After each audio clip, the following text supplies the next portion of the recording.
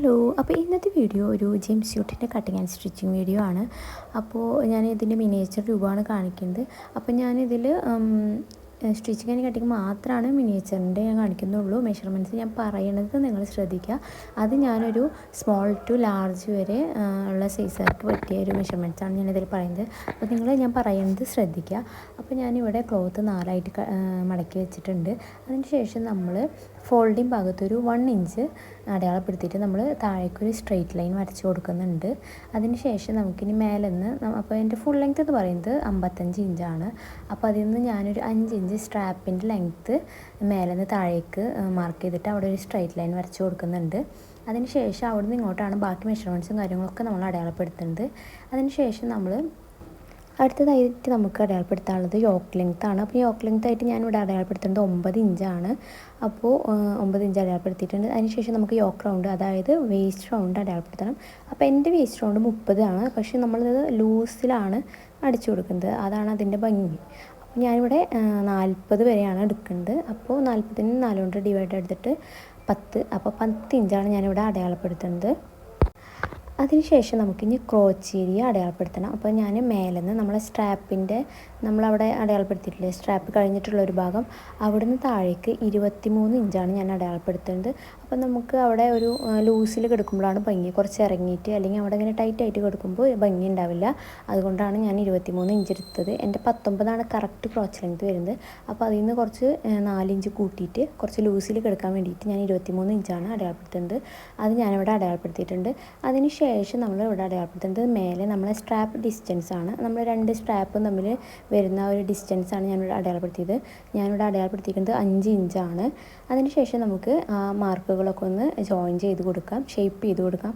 അതുപോലെ നമ്മളെ വേസ്റ്റിൻ്റെ ഭാഗം, അതായത് ക്രോച്ചിൻ്റെ ഭാഗം വരുമ്പോൾ നമ്മളൊന്നൊരു കർവ് പോലെ ചെയ്തിട്ട് നമ്മളെ ഹിപ്പിൻ്റെ അവിടെ നമ്മളൊന്ന് ഷേപ്പ് ചെയ്ത് കൊടുത്തിട്ട് വരച്ച് കൊടുക്കുക. അതിനുശേഷം നമുക്കിതൊന്ന് കട്ട് ചെയ്തിട്ടെടുക്കാം.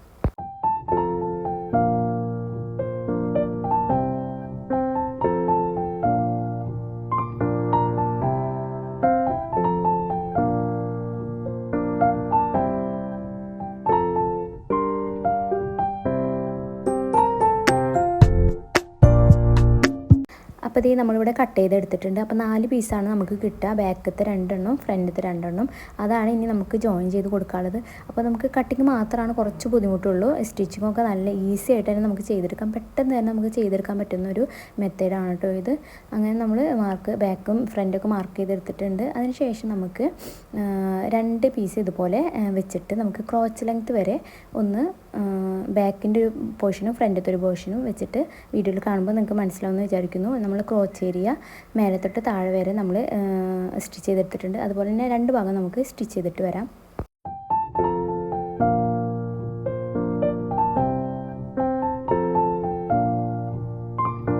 അതിനുശേഷം നമ്മൾ 9 ഇഞ്ച് അടയാളപ്പെടുത്തിയില്ല. ആ ഭാഗം നമുക്കൊന്നൊരു നോട്ട് ഇട്ട് കൊടുക്കാം. കാരണം മനസ്സിലാവാനാണ്. നമുക്കവിടെ മടക്കി അടിക്കണം, അല്ലെങ്കിൽ നമുക്കൊരു ക്രോസ് പീസ് വെച്ചിട്ട് അവിടെ മടക്കി സ്റ്റിച്ച് ചെയ്ത് കൊടുക്കണം. അപ്പോൾ അത് മനസ്സിലാവാൻ വേണ്ടിയിട്ടാണ് ഞാൻ അവിടെ ഒരു നോട്ട് ഇട്ട് കൊടുക്കുന്നത്.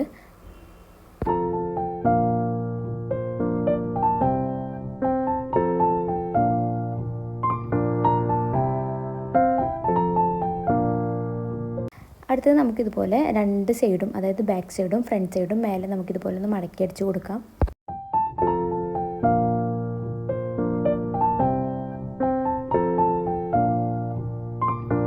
അപ്പോൾ 2 സൈഡും നമ്മൾ മടക്കി അടിച്ചിട്ടുണ്ട്. ഇനി നമുക്ക് മടക്കി അടിക്കേണ്ടത് ഇതുപോലെ 2 സൈഡുകളാണ്. നമ്മൾ യോക്ക് ലെങ്ത്ത് വരെ 9 ഇഞ്ച് അടയാളപ്പെടുത്തിയിട്ടുണ്ടല്ലോ, ആ ഭാഗം നമുക്ക് മടക്കി അടിച്ച് കൊടുക്കണം. നമുക്ക് മടക്കി അടിക്കാൻ പറ്റില്ലെങ്കിൽ നമുക്ക് ഒരു ക്രോസ് പീസ് വെച്ചിട്ട് സ്റ്റിച്ച് ചെയ്താലും മതി. എങ്ങനെ വേണമെങ്കിലും ചെയ്യാം. അതിനുശേഷം നമുക്ക് ഇനി ബാക്കി ഭാഗങ്ങളൊന്ന് ജോയിൻ ചെയ്ത് കൊടുക്കാം. നമ്മളെ ഹിപ്പ് മുതൽ താഴെ വരെ, അതുപോലെ നമ്മളെ ക്രോച്ച് ഏരിയ അവിടെയൊക്കെ നമുക്കിതുപോലെ ഒന്ന് ജോയിൻ ചെയ്ത് കൊടുക്കാം. അപ്പോൾ ഞാനിവിടെ ജോയിൻ ചെയ്തെടുത്തിട്ടുണ്ട്.